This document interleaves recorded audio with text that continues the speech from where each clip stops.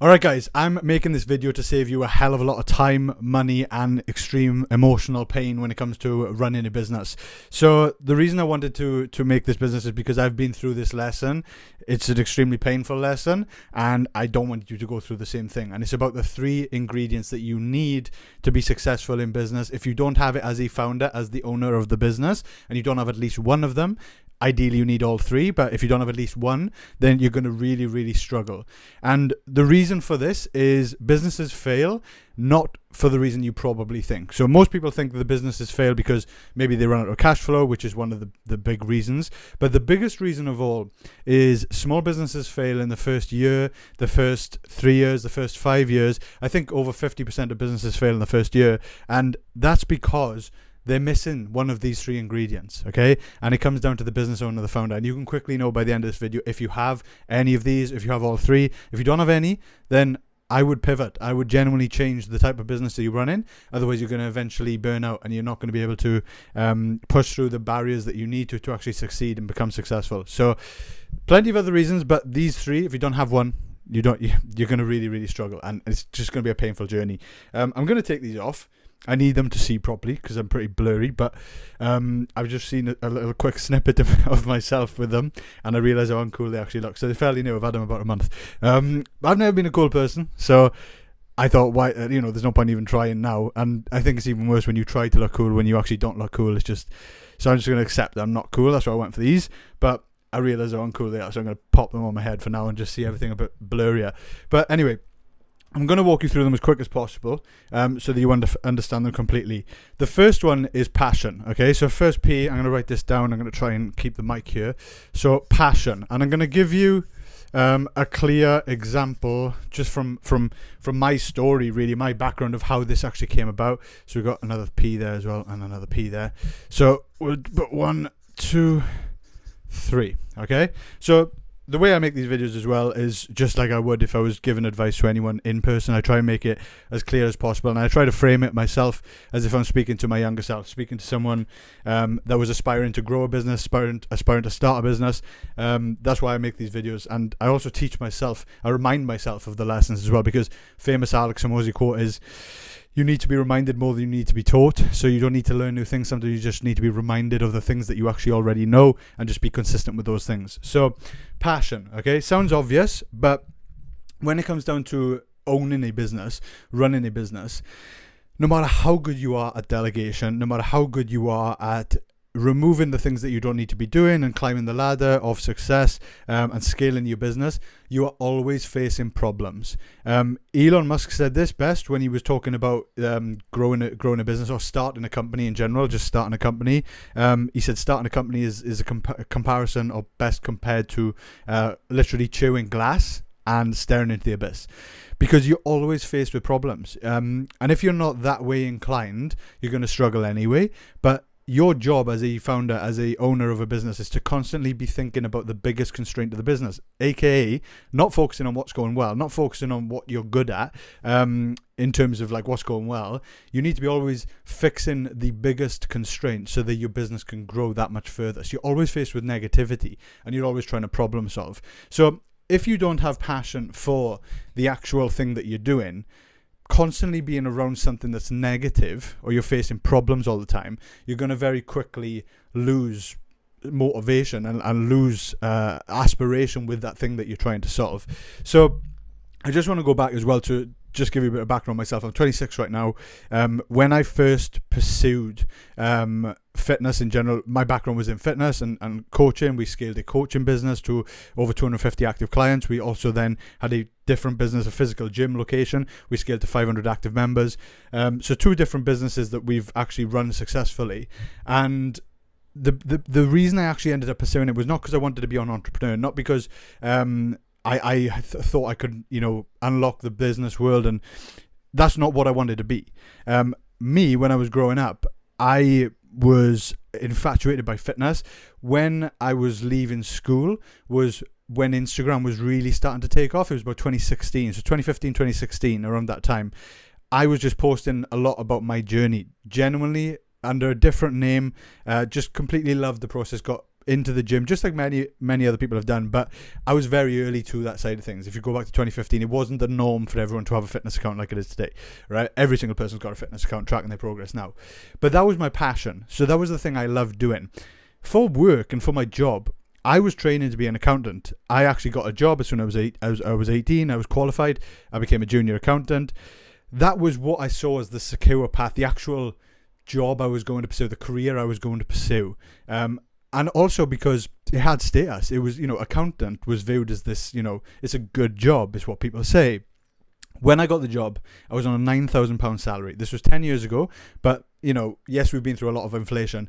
It's a very low amount of money, right? £9,000 a month. But I was chuffed with it at the time because my previous job before that was just a part-time job, and I was earning about £4.60 an hour in a warehouse. So it was good at the time. I was 18, I was earning money, I was happy. But I had a very quick reality check, literally within the first few months. And the work colleague I was working with in that room, there was 3 of us in an office. It was literally like the office from Ricky Gervais. That's exactly what it was like. And it was good to go through that. But he said to me, yeah, another 10 years now and you'll climb the rank, you'll be a senior accountant and you might be on 25, 26k. And I was just gobsmacked. I was like, are you serious? Like that's what you're earning right now? That's the amount of money that you get for being in a high quality job, a good job. I mean, even doctors, right? Like you look to that level, and lawyers, and they're capped locally for the majority of those people in those jobs about 60, 70k, 80k. And then once you take away taxes, you look at the reality. I just had a very quick reality check. I was like, wow, this is really not how you're gonna create the life you want. And that's different for everyone, right? But for me, I wanted, a big thing of all was location freedom. I never wanted to be tied down to a single location. The other thing as well was just not having to ever look at your bank account when you want something. And I knew that amount of money would not give you that. It would not give you that. People don't factor in the things that's going to go wrong in life, the problems that's going to occur.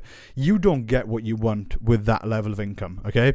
So for me, I decided at the time, it wasn't the money actually that made me move. It was just that I thought that was going to be a safe path to money, to success, to security as a career. And it was a big slap in the face of, no, you're not going to get that. And the trade-off is you still have to work. I was literally working like 9 hours a day. The commute was about 1.5 hours each way. I was given about 12, 13 hours a day to that job for very little money. No progression really. Very slow progression as well. And all whilst not doing what I love. So I was already at the time doing coaching outside of that. It was email coaching back in the day. I already had, a bit of a presence online. People were asking me for advice, asking me for plans and stuff like that. I'm making a very small amount of money, literally selling like £10 ebooks at the time because the coaching world wasn't even a thing. And yeah, that's when I decided, I was like, this is definitely not the path for me. I would rather risk it all to just earn maybe the same amount of money. Like I'm talking 10k a year. That's all I was on at the time.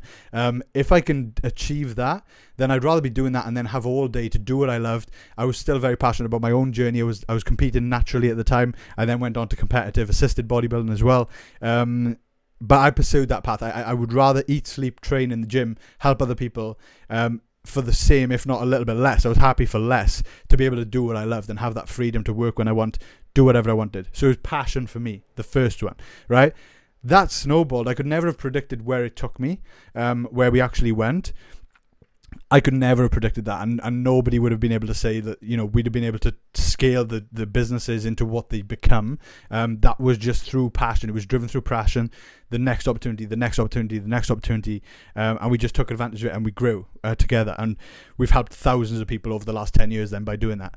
So passion, I think, is one of the biggest ones. If you don't have a passion for the problem you're trying to solve with your business, you're gonna struggle. You're gonna struggle a lot because money is not a big enough motivator for me anyway. That's not going to be the thing that's going to drive you through the hard times unless you are extremely moneyful, if that's the thing for you. But I suppose that itself would be the passion, the byproduct of being successful in business. But I see the biggest success of all coming from people that are passionate about what they're trying to do. So this does lead me nicely into the next P, which is actually going to be it's going to be problem. So actually, do you know what? I'm not. Yeah, I'm going to go problem first. So I've switched them around. But every business should be solving a problem. But if it's not, you're gonna really struggle, okay? I'll give you an example of a problem that's not to do with me. It's to do with a company you know. So Airbnb, right? Massive company. They've just been valued at over £100 billion. That's literally B. That's a B, billion. It's not a million. 100 billion is an unfathomable. I can't even say that word. You can't even imagine it. You can't even imagine what that amount of money looks like, right? So it's a huge company. But what did they do, right? It just stemmed from a problem. It wasn't something that Brian Chesky, the co-founder of Airbnb, he didn't wake up one day thinking, oh, that's a problem I can solve. He was presented with this problem in his daily life, which is sometimes the best way you stumble across these opportunities. So I believe what was happening, this is from memory here, he was struggling. I think him and his co-founder was broke at the time. They were pretty much struggling to pay rent, and they were living in a very expensive city. I can't remember the city, but I know it was in the US, and I know that it was quite a famous city. And there was an event in the arena in the area at the time, and they knew that the hotels were being sold out, basically. So the hotels were being sold out. They needed to make money desperately, and they just came up with a desperate idea. What if we just advertise that we've got a spare bed in our room, our room that they were renting? They didn't even have a spare room. They just had a spare bed. And they didn't even have a spare bed. What you later find out is the reason it's called Airbnb, Air Bed and Breakfast, is because they actually went out and bought, with their last bit of money, these air mattresses. And they pumped up 3 of them. I think they sold them out straight away. And the biggest thing of all that it showed to them at the time was that it proved people were willing to stay in other people's homes, which is what they doubted before that. So sometimes you need that proof and validation as well that your idea works. And they had that. They had that proof of concept with that moment. Through desperation, they just tried it and it worked. They made their money, they paid their rent, and the rest is history. It goes on to become Airbnb. I'm sure there's 100 million hurdles that we probably don't know about from that point to where they are today. But the reality is they just found a problem. The problem was that people needed places to stay when hotels were sold out, and there was no way for them to, actually find a validated home they could stay in that was trusted, that had reviews and stuff like that. It's all the reasons why you use Airbnb today, and it also makes things affordable, and it's become this behemoth of a business where they at the time couldn't predict where it would go, and it would grow into this absolute giant of a company, but they solved a problem. There was a clear problem there. So 100%, and this is what we talk about as well in the next chapter of the book, is does it solve a clear problem? And do you truly understand the problem it solves for that customer, that end user? Do you understand the in-depth emotional problem it solves for that customer? That's when you can really ramp up your marketing and actually make sure it hits home as well with people. So problem is you have to solve a problem with your business. If you don't, you're going to struggle. The last one, right, is pain. And you hear sales guys talk about this a lot, right? Especially when they're trying to probably persuade people to work with them and finding the pain point. But what I'm talking about here is an idea for a business. This is all about ideas for a business. Can the idea be stemmed from a pain that you were experiencing in your life, which can be very different to a problem, okay? Very similar, but it's a pain, and it's an emotional pain as well. So what I'm talking about, and it can be physical, but what I'm talking about here, I'm going to give you a story about this. So when we look back, and you've probably used this app, right? Be honest with yourself, or it depends who you're sitting there watching this video with, but you may or may not have Tinder active on your phone right now. You may have had it in the past, or you may have just remembered that you probably need to delete it later if you've still got it and you're in a relationship, right? But just this could cause a bit of awkwardness with whoever's watching this. So Tinder, we know what Tinder's all about. It was one of the very first dating apps out there, but very quickly it became, I'd call it more of the hookup app, right? Where people they're not looking for serious relationships on Tinder. There's other dating apps out there now because of this exact problem. And a lot of men take advantage of Tinder and the ability you have to Tinder. Once you've matched with someone, you can send messages to someone. And a lot of men, creepy men out there, maybe women as well, I don't know, I've been on the other side of that, but reach out and actually make women feel really uncomfortable with the messages they send, right? And maybe some women are up for it, but it depends on the type of messages the men are sending. I don't think men can go straight in with photos. I think that's probably not a great idea if they allow that, but it's got a really bad reputation. And this wasn't just the application itself. This was actually to do with the internal running of the company, the thing behind the scenes, which is usually the morals of the company itself, the group of people running the company, tends to be expressed in the product itself. That's why brand is so important. And that was exactly what was happening. So the co-founder of Tinder, Whitney Wolfe-Herd, I believe her name is, and she was experiencing a lot of trouble. I don't know the true story. I don't know her personally, but from what I have read up online is that she had co-founded this with her ex-partner, obviously more than likely partner at the time. And she was undergoing a lot of this in real life inside the company from other colleagues as well, being called a hoe, being called a gold digger. So all these types of comments, which was a true reflection of the app itself, where men would be able to speak in a derogatory way towards women and make women feel uncomfortable. So what happened here later down the line, this is going to shock you, she actually went on to found and create Bumble, which, as you know, today is a very popular app. It's taken market share directly from Tinder. It's probably the best revenge story one of the best revenge stories you've ever heard, which was born out of a pain. She was experiencing this pain in real life, and this pain was being felt by hundreds and thousands of women using the app Tinder as well when they were trying to use it as a dating app. So what this became with Bumble is they flipped it on its head. It was an app where women could directly message people first.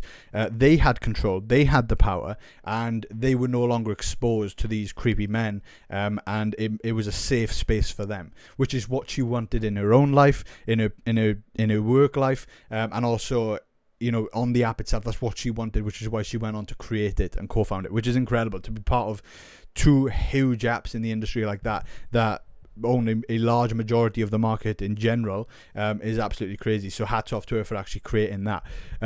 So yeah, to summarize it, what you need to think about is analyze your business, analyze yourself as the founder, as the business owner. Do you tick 1, 2, or 3 of these boxes? Do you actually have a passion for what you're doing? Do you solve a clear problem with what you're doing? Is it actually solving a problem? And don't just kid yourself to think it is. Really identify, is it solving a problem? And is there a pain point it's solving, whether it's for the customer itself, the end user that's going to use your service, your product, or is it solving a personal pain for you that might be felt by hundreds of others as well, or thousands of others? So I hope this helps. You need these 3 Ps. If you haven't got any of them, you're going to really struggle. And more than likely, the stats are going to show that it's the business owner, the founder, that will end up shutting down the company because they don't have these pushing them forward. So yeah. If you're trying to grow a service business online, make sure you subscribe to this channel, because this is all about helping service businesses grow, and we're all going to grow together. So that's what it's all about. We all want to progress. We all want to move forward. So hopefully we can do that together, and we'll document the journey. So thank you, and we will see you soon.